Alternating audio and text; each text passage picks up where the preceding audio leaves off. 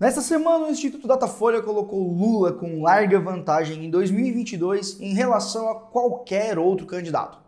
Parece que estamos voltando a 20 anos atrás e vendo o PT, ou melhor, o Lula se reerguer das cinzas. E isso tudo motivado pela má gestão de Bolsonaro, que poderia ter consolidado um fim de carreira ao Lula e o início a um projeto de governo voltado ao liberalismo como prometido em campanha. Mas o que vimos foi bem diferente. Poucas privatizações, muito estadismo, aumentos constantes de salários, brigas com a imprensa, brigas com o legislativo e judiciário e uma gestão simplesmente horrível na pandemia. O começo até que estava dando esperanças, mas quando Bolsonaro começou a se envolver em todas as questões ministeriais e ainda trazer a sua trupe de filhos, o governo simplesmente desmoronou e Lula apareceu novamente, lógico, com uma mãozinha do STF. O que podemos esperar em 2022? Ainda há chances de reverter o resultado? Eu sou o Guilherme Roxo e este é mais um vídeo do canal Mr. President.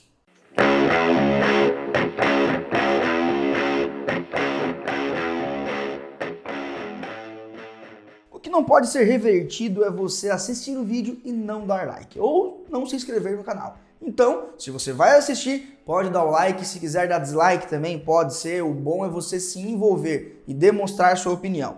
Já clicou no botão? Se inscreveu? Foi? Então, bora pro conteúdo. A pesquisa do Instituto Datafolha foi realizada entre os dias 11 e 12 de maio, de forma presencial em 146 municípios e 2.071 pessoas entrevistadas.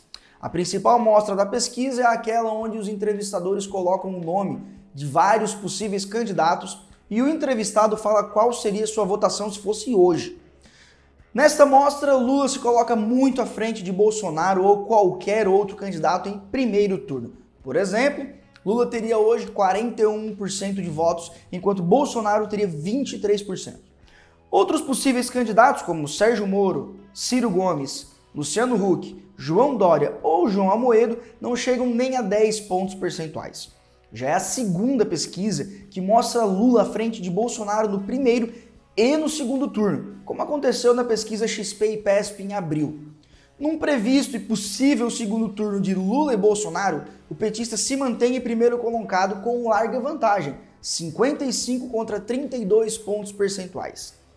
O cenário já era previsível. O presidente Jair Bolsonaro já vem desde antes da pandemia com procedimentos errados. O trabalho de Bolsonaro na presidência vinha sendo no máximo mediano. Como ainda estava um pouco cedo, a gente tinha aquela desculpa de que iria acontecer, iria vir. Ou seja, as privatizações viriam, as reformas aconteceriam. Mas aí chegou a pandemia em março e tudo desmoronou. Reformas e privatizações entraram em segundo plano, mas ainda essenciais era para ter um trabalho correlativo. Ter prioridade máxima na saúde e sustentação das famílias na pandemia. E em segundo plano, continuar elaborando e melhorando as reformas, principalmente administrativa e tributária. Mas o que acabamos vendo foi uma péssima administração na saúde, um presidente que não tem um pingo de consciência e humanidade, que dá entrevistas desastrosas, aliás, que só dá entrevista para quem apoia ele. Se você for um crítico do presidente, você não tem o direito à entrevista, como se o mesmo fosse o santo graal e ninguém pudesse criticá-lo. Inclusive, quem o criticava era cortado de seus cargos, como aconteceu na saúde e em diversos outros ministérios. Somado tudo isso, a aliança com o Centrão. Engraçado, né? O Flávio Bolsonaro é ríspido dentro da CPI quando chamou, com razão, Renan Calheiros de vagabundo.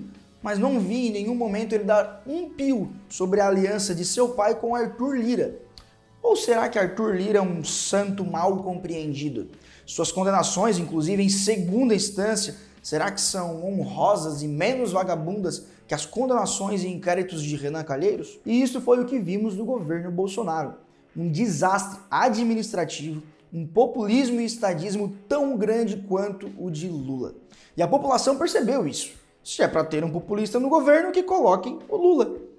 Este não é o meu sentimento, mas sim o que as pesquisas estão mostrando, que as pesquisas não ligam para estadistas, que a população ainda acredita em heróis milagreiros dentro da política. Mas afinal, Lula em 2022 pode ser uma tragédia para o Brasil? E a resposta é um curto e tenebroso sim.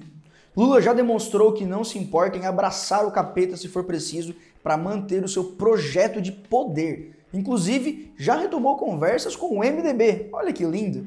O mesmo partido que costurou todo o processo de impeachment de sua pupila Dilma Rousseff. Então, podemos ter os mesmos resultados de 20 anos atrás. Encher o governo de estadismo, aumento de cargas tributárias, forças sindicais atuando novamente em prol dos trabalhadores, algo que a gente sabe que, na verdade, o sindicalista se importa apenas quanto eles vão ganhar da classe trabalhadora em parceria com os patrões. E uma bela cortina de fumaça do pai dos pobres, de que o Salvador vai retirar o país da miséria, da pobreza.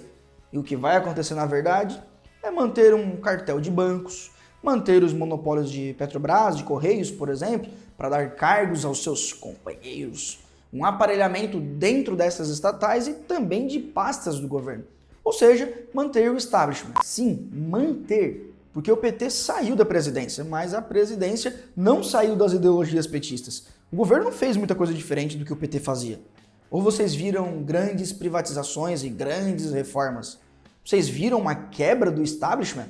Por acaso os deputados perderam a mamata? Juízes, promotores, desembargadores, generais de altas patentes perderam aqueles penduricalhos absurdos? Professores, bombeiros, policiais militares estão ganhando mais? As escolas estão mais bem estruturadas? A polícia possui melhores tecnologias? Nada disso. A preocupação de Bolsonaro, assim como Lula fez e vai fazer novamente, é um projeto de poder para manter a casta. Não temos nada diferente no Brasil. Algumas mudancinhas pequenas para dar uma cortina de fumaça, mas nenhuma grande privatização, nenhuma grande reforma, nenhum corte na elite do funcionalismo público. A realidade é essa que estamos vivendo há anos. Ainda somos e continuaremos com Lula e Bolsonaro em 2022 reféns do sistema. Meu pai, que já tem seus 65 anos e uma vasta experiência, uma vez disse para mim a frase mais correta que eu já ouvi na minha vida quando eu mencionei que a Dilma estava levando o Brasil à beira do abismo. Ele olhou para mim e falou: o Brasil não está em crise, o Brasil é uma crise. Pessoal, espero que tenham gostado do vídeo, deixe seu like, seu dislike também, se discordar de tudo que eu falo, não tem problema. Pode pôr o seu comentário aqui embaixo, o importante é ter o seu engajamento para que a gente possa atingir o máximo de pessoas possível. Um forte abraço a todos e até o próximo capítulo da nossa trama política. Valeu!